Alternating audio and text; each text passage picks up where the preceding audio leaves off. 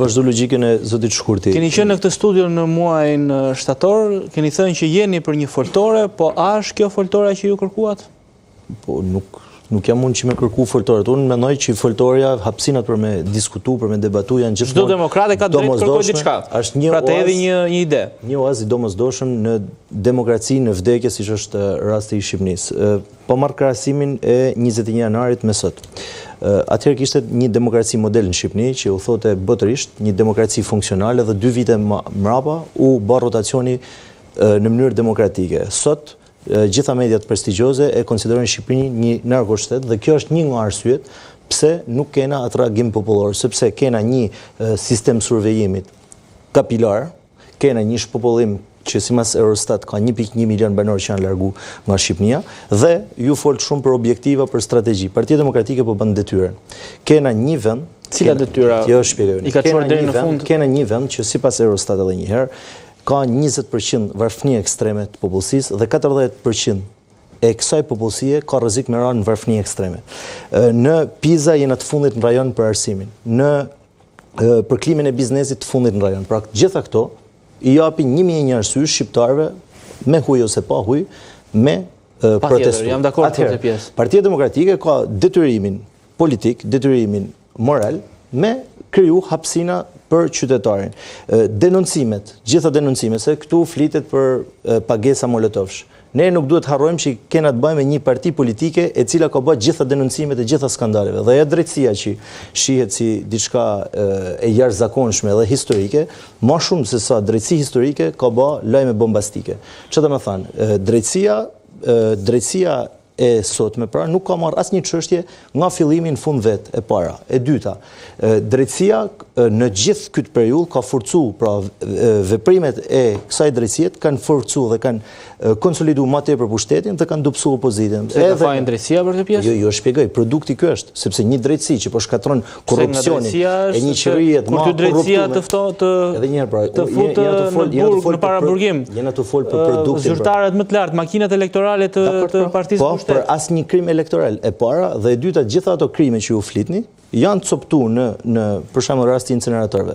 Pra një krim i organizuar i ndan në copa të Partisë Socialiste për mu marr me anën periferike të problemit. Pra gjitha rrugët të çojnë në Ram dhe asnjëherë nuk është marrë të paktën në dieni të ngjarjeve.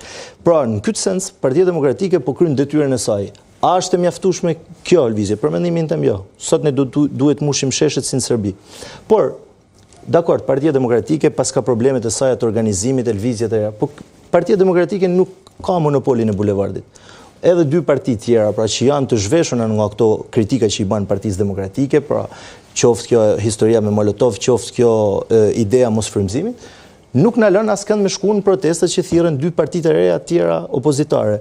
Pra gjithmonë ne gjejmë këto filozofinë e peshpërimeve, pra nuk i shkon Partia Demokratike s'po bën detyrën, ne çojmë të gjithë opinionin publik dhe diskutime dhe në përgjithësi këtë bëjmë përderisa sot nuk ken asnjë përfaqësues të Partisë Socialiste në asnjë studio si fillim.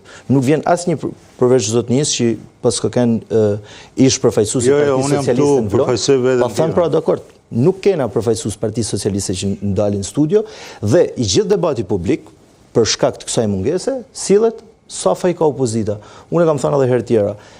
Kam njoft njerëz nga 4 cepat e botës dhe në asnjë moment nuk s'kam ndonjë herë diskutim ose në Francë po themi një sepse qytetarët nuk diskutohet pse nuk po rrezon opozita ose domethënë çfarë po bën opozita. Ne duhet me fol si ti u thon qytetarët si po rrezojmë Tiranën edhe vazhdoni juve qeverisni.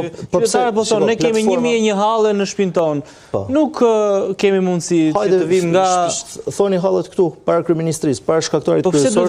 Se ku duhet shkojnë? Po ku duhet shkojnë? Si duhet zgjidhen hallet e shqiptarëve? Nëse nuk zgjidhen në këtë formë. Më thoni ju, çfarë duhet me bë Partia Demokratike që nuk ashtu e bë? Kjo është pyetja. Si lexoni ju këtë rrudhje? Pse në vinin dikur edhe nuk vin sot? Absolutisht, sot kishte disa mira qytetarë të përballë. Është java e dytë. Të lutem tani disa mira zoti. Unë besoj që kishte më shumë se 2000 persona aty, sepse një sallë mbledh 200 vet. Aty kishte disa mira në mendimin tim. Dhe është java e dytë dhe unë shpresoj që të vinë rritja ajo. Ajo është një domosdoshmëri për një demokraci në vdekje si e jona. Qartë. Zoti Nesturi? Shiko, nëse do qofse nuk i pëlqejnë ato që them, nuk ka rëndësi. Se unë nuk jam këtu përfaqësues i Partisë Demokratike dhe në këtë aspekt do më tonë bëj çfarë doj Partia Demokratike, është në drejtën e saj.